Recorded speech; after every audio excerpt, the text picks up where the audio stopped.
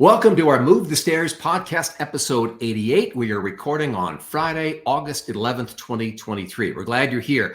We're thrilled today to be joined by Omar Sacirbey, who writes for MJ Biz magazine. He's going to talk about how he finds business owners to profile in his stories.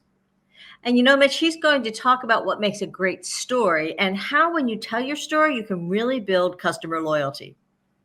In our Insider Media Relations segment, we'll look at a recent feature piece that he published in MJ Biz magazine and get the backstory on how he found those people that he chose to interview, as well as get some top tips on how you can increase your chances to be featured in a piece like that.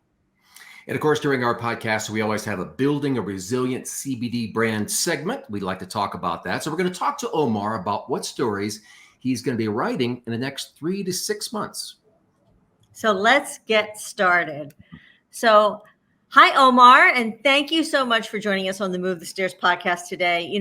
You're an award-winning journalist for cannabis stories, and you've also won awards for stories on other topics that were published in the Washington Post and the Boston Globe. We'd love to learn more about you. So tell us a little bit about yourself.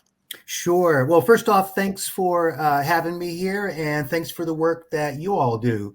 I'm a senior writer at MJ Biz. I've been with MJ Biz since October 2015, so almost 8 years now. And before that, I spent 10 years as a correspondent with the Religion News Service. So I like to tell people I went from the opiate of the masses to cannabis. And before that, I did various business writing gigs in New York City, up in Lebanon, New Hampshire, kind of going from Wall Street to Main Street. And before that, I was a diplomat for the Bosnian Foreign Ministry. My family's Bosnian, so something that is still very much near and dear to my heart. And I'm 55, so I've been at this stuff for a while. A youthful 55. That's it. Yes, indeed. Well, we can't wait to kind of tap into your expertise. We always like to start off the podcast talking about building customer loyalty. So, and it's always a challenge, right, for a CBD company in particular, is to build that customer base, especially at a time when it's so crowded. There's so many companies, so many products to choose from. There's a want for regulation. So do you find the cannabis company owners, have a good handle on their own stories and how to synthesize that into what they do? I think many of them do. I think there are definitely some that don't, but I think as the space becomes more mature, the industry leaders, the business leaders that are in there become more mature and therefore do have a better handle on their stories. There's always ways to improve it. Their how they hone their stories. I think what is perhaps more difficult to express is how they deliver those messages and the whens, and just being patient and persistent. But I think a lot of business leaders do have a good grasp of their stories and how to tell them. It's just sort of the when and how. Right. Is there something that you think, business owners should be emphasizing when they're telling their stories? Or maybe it's kind of the other side as the pendulum swings the other way, something they're talking about too much when it comes to their business that may be off-putting to consumers? Yeah. I think in that respect, it's on the business leader to know a little bit about the reporter and the type of story that he or she is doing. For example, if it's a health reporter, you obviously want to put greater emphasis on the health benefits, the wellness benefits of your product, and perhaps talk less, at least off the bat, talk less about how well sales are going or some really successful marketing strategy that you have. If you're talking to a spa magazine, really focus on what the spa owners may want to know. But if you're a business reporter, or if you're speaking to a business reporter, then you want to emphasize the business aspects of your business more and perhaps less the health or wellness aspects. Being a business reporter, I've had so many interviews where, I speak with a business leader and I believe in their product. I believe in the wellness benefits of cannabis and CBD, and I'm a consumer myself, so you don't need to convince me. And I'll be doing a business story, and then they'll tell me about caring for a sick grandmother, and again, I believe it, but you're tight for time. You might have another interview coming up in 30 minutes, and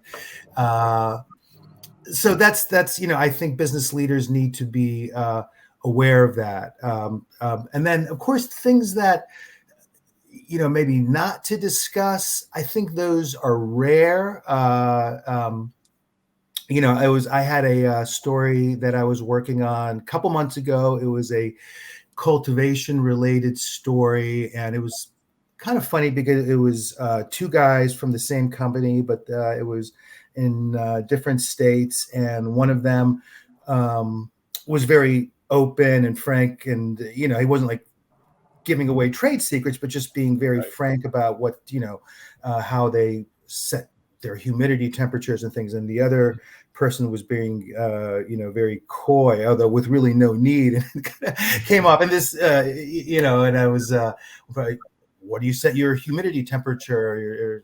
Or the humidity is at 50 and the temperature is at 68, and cultivator B, do you do the same? Like, yeah, it's about there. He didn't want to like give a, I was like, it luckily wasn't live or anything like that, or an audio interview. But so I think reporters, in fact, and again, kind of the story you're doing, but reporters appreciate frankness and coyness. I think, especially if you're looking to, if you admit a mistake and you learn from it, I think that helps convey authenticity, conveys loyal trust. The fact that you're willing to quote unquote fess something up. I think a lot of business reporters like lessons learned type of stories, and so if you don't make a mistake, it's hard to learn lessons. So those are the things I think that business leaders should be mindful of when they're speaking to reporters. That's great information. And I also think in that scenario, especially that if you have made a mistake and you've learned from it, which is great, you still may be very hesitant in saying yes to that interview. And yet, in so many cases, that's an opportunity to build customer loyalty. Would you agree with that? 100%. 100%. I think you have to, acknowledge the mistake and make it sincere. There's so many people, apologize for the wrong reasons. You want to apologize because you are sincerely sorry for wronging your customers or wronging your investors, wronging your employees. I think you have to be sincere about it. And but the other part of it is, do you have a solution? Have you made amends? You have to show some efforts. I think you have to be swift. I think you can give yourself proper time to get an organized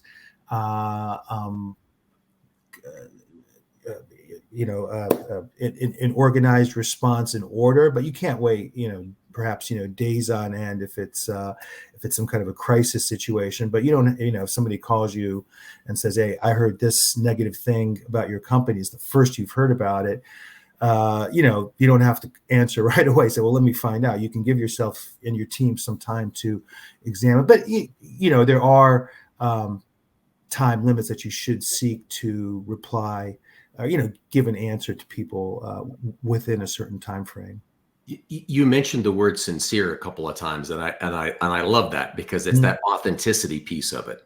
I can remember interviewing people, and a guy called me out once and said, "You've asked me that same question 3 different ways."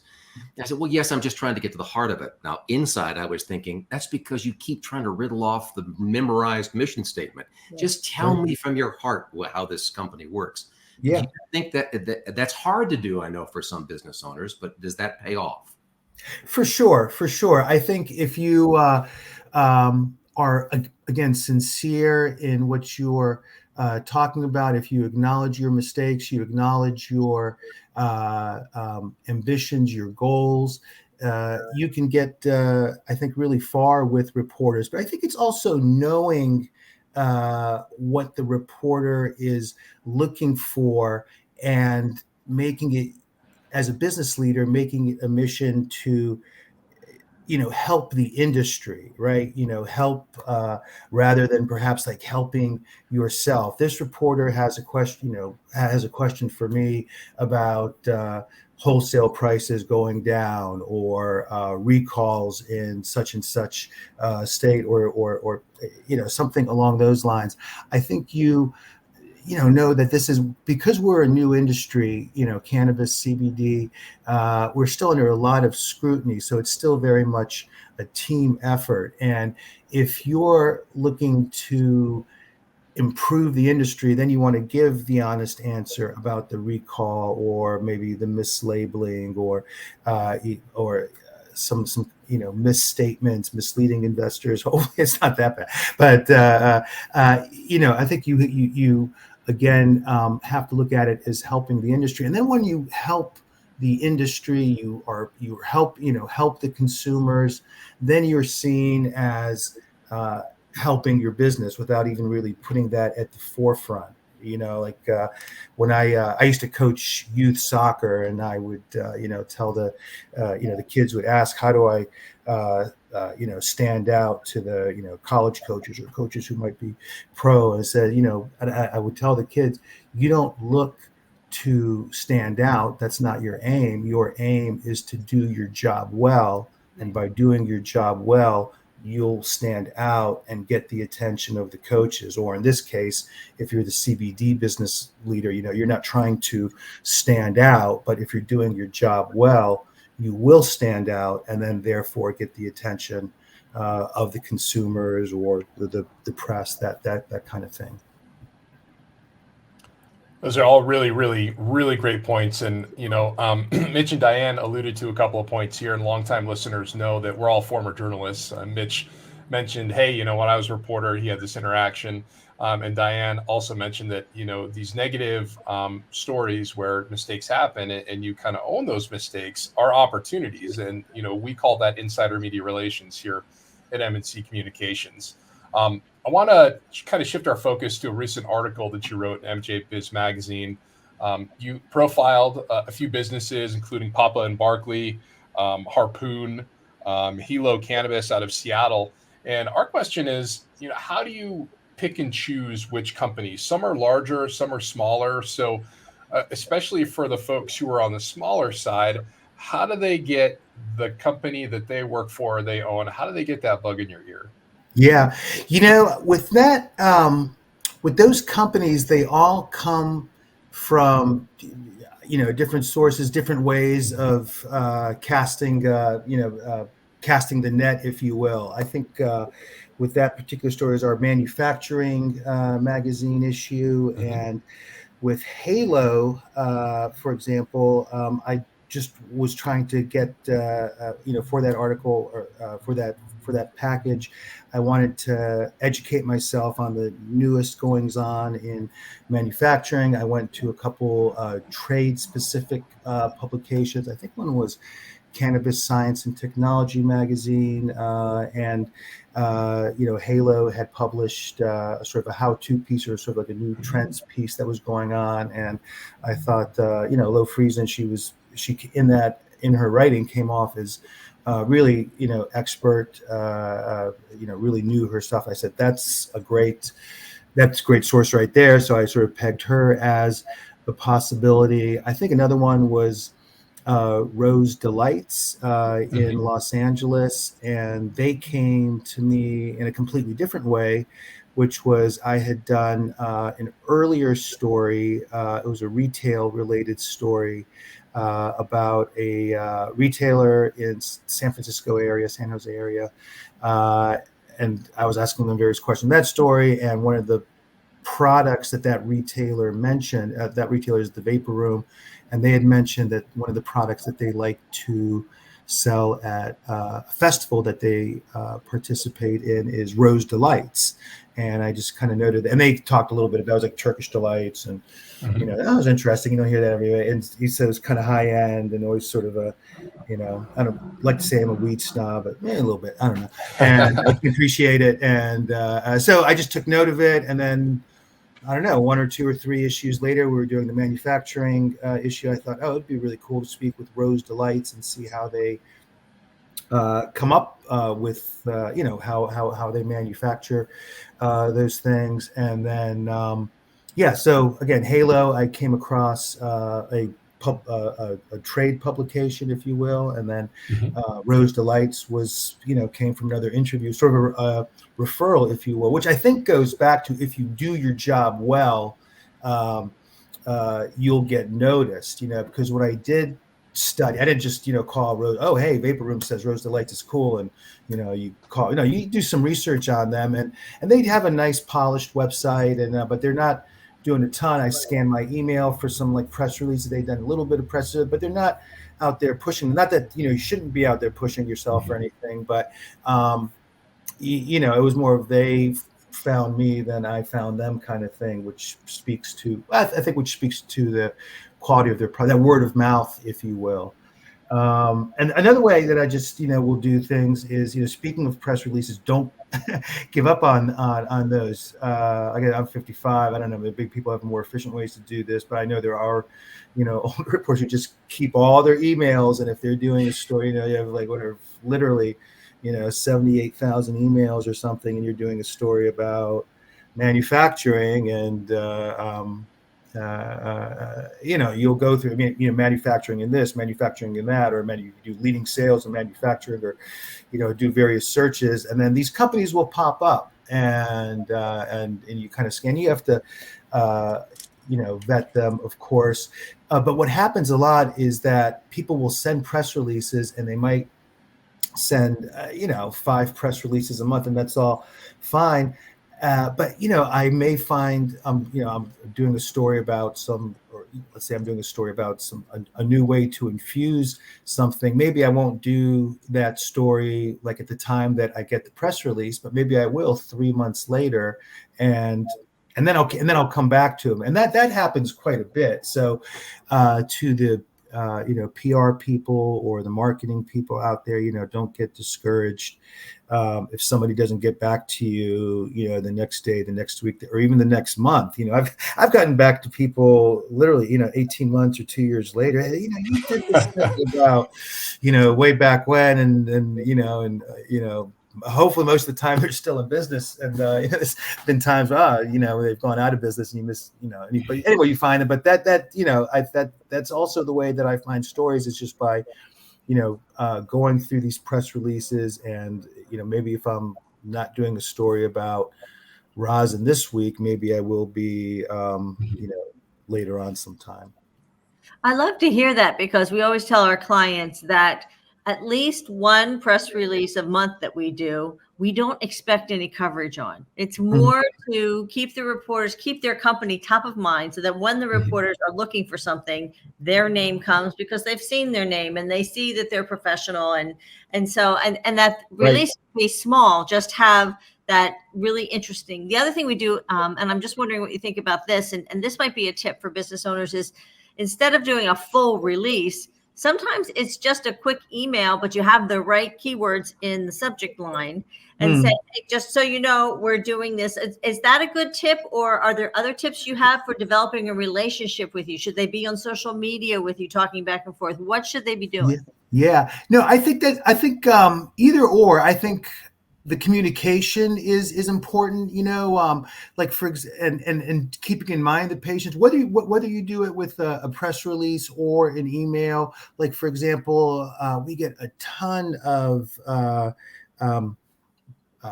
product launch press releases, and our publication, as far as I know, never does like a new product launch, but if we see a company, maybe the product does sound kind of cool or innovative or different for whatever reason, and we've never spoken with this company before, and we want a quote unquote fresh face, we will look at that. That's why we keep these things. Hey, we've never spoken with these people in Oklahoma or Florida or Massachusetts before, and I think as far as, smaller companies, I don't know how, it kind of depends on the publication, but, me personally as a reporter, I like to look for the smaller companies when the situation lends, or when the story lends itself to it. It almost always does, unless you're doing a story specifically about MSOs. But even then, you can speak with the company. Okay, this is this company aspires to be an MSO, what's their thing. But maybe you're doing a story about manufacturing or cultivation techniques or branding techniques and things like that. And you try to get a breadth of companies. And I should throw in the caveat that I'm, primarily a magazine reporter. So I have a lot more time than, say, a daily news reporter. To sort of vet these sources, find, just the right source. And I think the business leaders or their marketing people, their PR people on the other end who might be speaking with a reporter sort of need to be conscious of that too. Hey, is this a story that you need to turn around by tomorrow or the day after tomorrow? Or is this a feature piece that you have more time for? Or if you're a magazine reporter, it's going to need more time, or you have, more. A reporter will have more time. And so I think if the business leader can recognize that, they'll also know how to tailor their answer. And I think to the degree, unless reporters tell you, I think, no, they, again, speaking for myself, I really like detail. Again, that goes to the types of stories I'm asked to do. If I'm doing like that manufacturing story or a story about, I did one recently about harvesting. We're getting really into the nitty gritty of harvesting, and I think sometimes the business leaders are a little surprised to have a reporter go into that or request that kind of detail, and most of them they're fine with it. I think they appreciate that. They like talking about their craft, which is fine. So. But yeah, just being mindful of what your reporter is looking for. Is it a quick hit that they need to turn around tomorrow, or is this a person who is willing to, spend time and, you can finally have your speak, which a lot of people like to do. Exactly. So let me ask you about just the idea of media exposure. Do you think that a business having an interview, say, in one publication can lead to other reporters thinking about using them for their stories? For sure. That's how I connected with Halo. I saw them in I think it was Cannabis Science and Technology magazine, and Low Freezing came off as really authoritative. And yeah, it was a cool story. So yeah, it definitely led to that. I've done that other ways. I know people come to us, people come to MJ Biz. So that's why we're mentioned in, the Washington Post or Wall Street Journal or Forbes or what have you. So there is, looking around, seeing what your quote unquote competitors are doing. But I think it's also, one of the nice aspects of this industry, the sort of the how do I say it, the cooperative, competitive nature of it. There's a lot more cooperation. There's somebody, the CEO, Albert Gutierrez, the CEO of MedFarm also in Colorado, used the term he combined cooperation and competitive somehow. I don't know. I need one more cup of coffee to pull that off. Anyways, but there is the spirit of cooperation in the industry, even with people who you are competing with, be it in journalism, or if you're a retailer or grower or manufacturer, I think you like to share tips because, again, it goes back to helping the industry doing your job well. And maybe even if your competitors are doing well, it's raising the level of this industry that still, we all know, is under a lot of scrutiny, a lot of prejudice against it, despite the strides, the advances that we've made, in the last 10, 20 years. That's really interesting. And I do like that cooperation, but competitiveness. So you're always thinking, how do I get this story up? But at the same time, let's think about what's going to happen with it. So that's pretty cool. Yeah. Omar, we also work with our clients and think it's very important that in building a resilient brand is really forecasting what's coming in the next 3 to 6 months and being prepared for it. And that really helps with protecting that brand. And it's really our favorite part of the podcast, because here we like to have you look in your crystal ball and tell us what you think are going to be the top stories in the next 3 to 6 months, or what are the top features that you're looking at, and how can people learn more about them? Yeah, interesting. I think because of the economic environment that we're in, very difficult times in general, but I think especially for the cannabis industry, which is not funny, but interesting, because during COVID, everybody was hurting, but cannabis was thriving. And now people are kind of bouncing back from COVID, but cannabis is hurting. There's a dearth of money. Capital is hard to come by, and it's very expensive. It's hyper competitive landscape in so many markets. And so in that kind of landscape, I think we'll be doing a lot of stories that focus on what businesses can do to survive or thrive in these kinds of difficult conditions. What do you do to cut costs? How are you trying to save money? And how are you doing to cut costs in a way that perhaps doesn't involve laying off people and and some really, I think, difficult questions, and stories about the cost of capital. Again, I'm my own, MJ Biz's specific niche is business journalism. So this may not apply to as much, say, to health journalist or I don't know, sports journalist or celebrity journalist or something like that. But we want to know, and this is information that I think is difficult to come by, but how difficult is it to get capital for your business? How expensive is that capital? What kind of interest rates are you getting? Who's lending? Are you facing a cannabis? Are you facing a cannabis premium? Right? Cannabis business, they must be making a lot of money. We can jack that up by 5 or 10% or whatever. Do you guys face that? So I know our outfit is looking for that kind of information. So if you can talk with us about that, and that's we are all ears. Wholesale, pricing, especially wholesale retail pricing information is, I think, of great value to us. So we're always looking at that. But I think especially with quote unquote, Croptober coming up, and that always has an impact on prices. So that is something that we'll be doing in the next few months. And what is that going to do on oil price, to oil prices?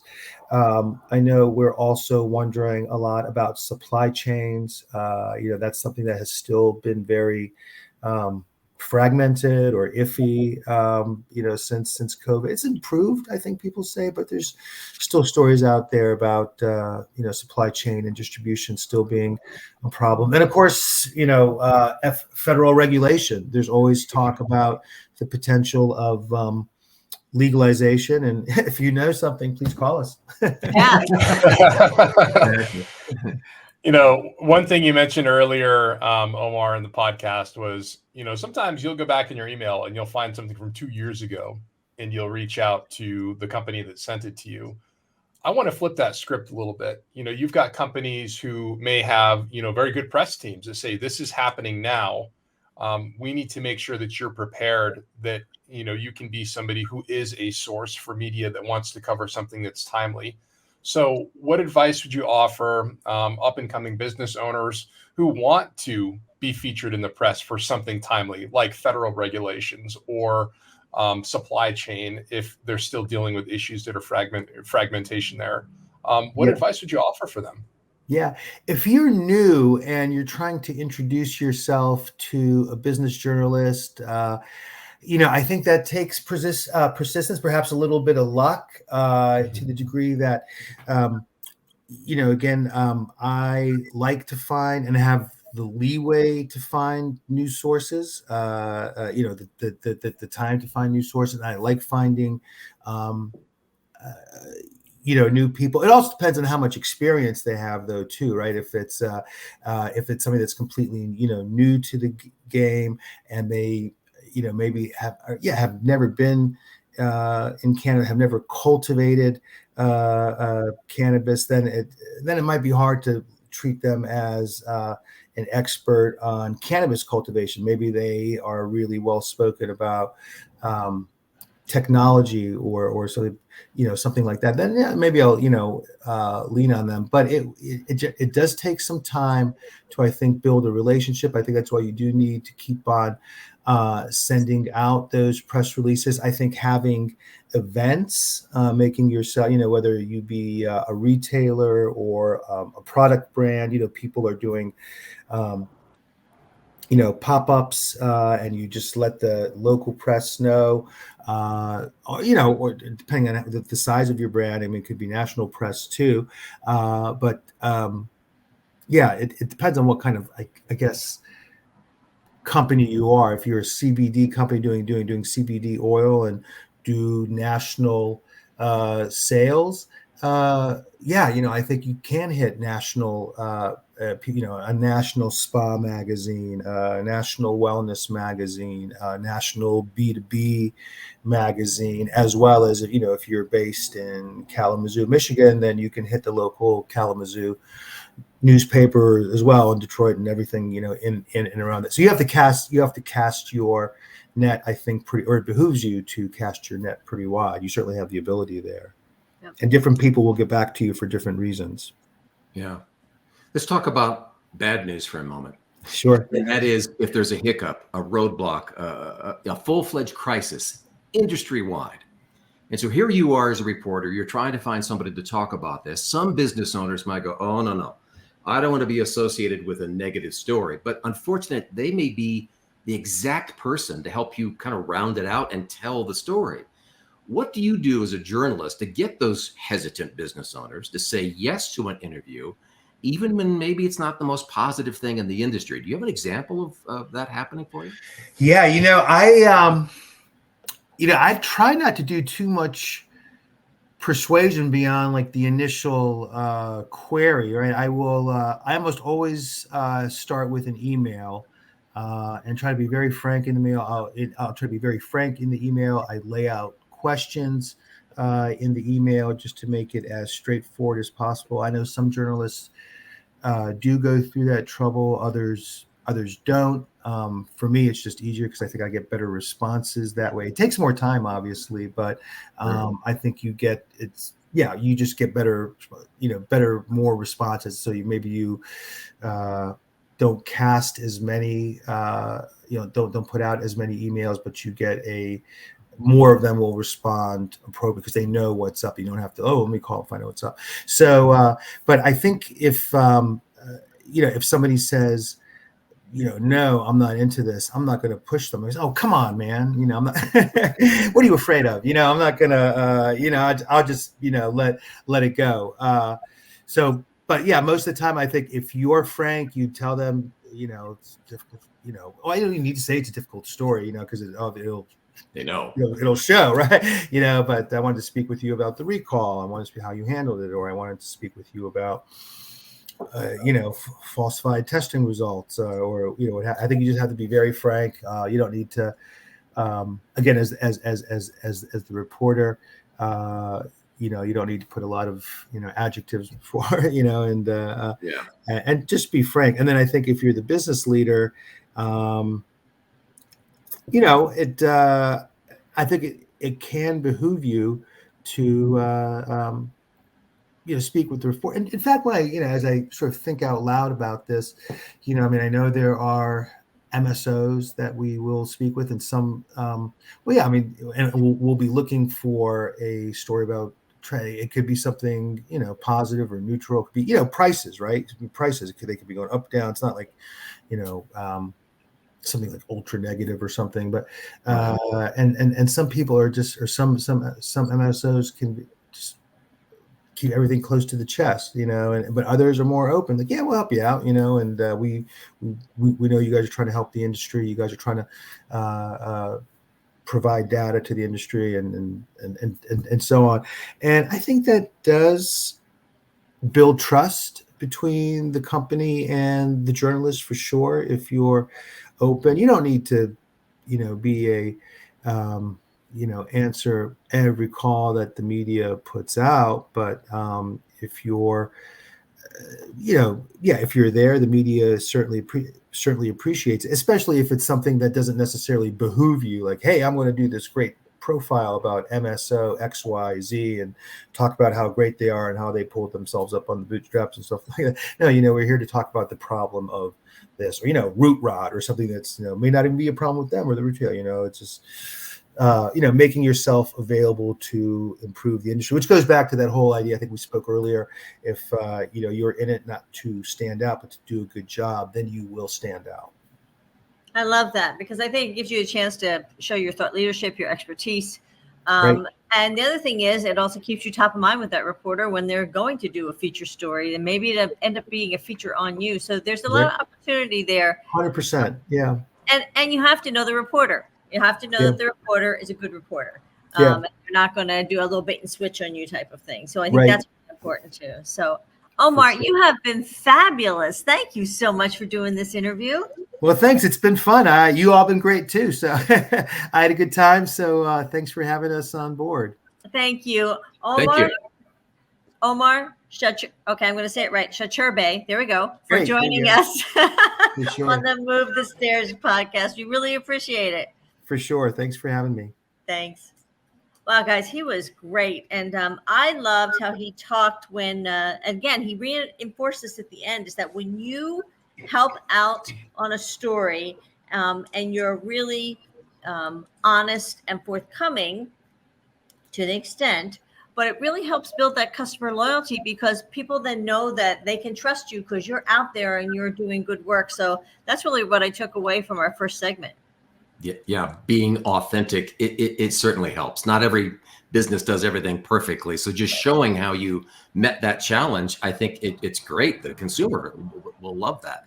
When we were talking about insider media relations, I thought it was very key that he said, ask the reporter what their focus is. I don't think, somebody's calling to ask me questions. I wonder what in the world they're going to ask. Ask them so you know the focus.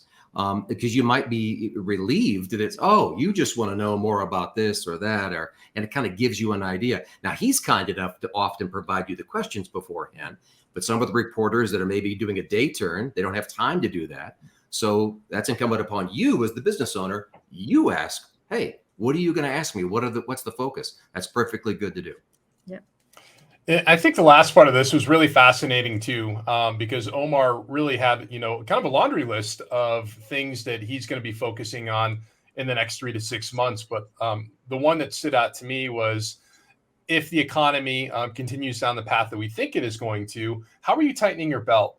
And how are you making sure that costs are being covered and bills are getting paid without laying off employees? And I just lost a headphone, but you get the idea there. And, the second part of this was, how do you get noticed by him? You got to start now, because if he gets the one press release and he's never heard of you before, chances are he's not going to reach out to you.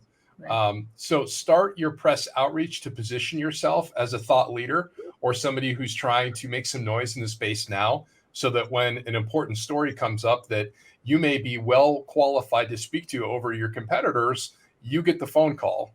That's really important. Absolutely. Well, I just want to thank Omar again from MJ Biz Magazine. This has been a great Move the Stairs podcast.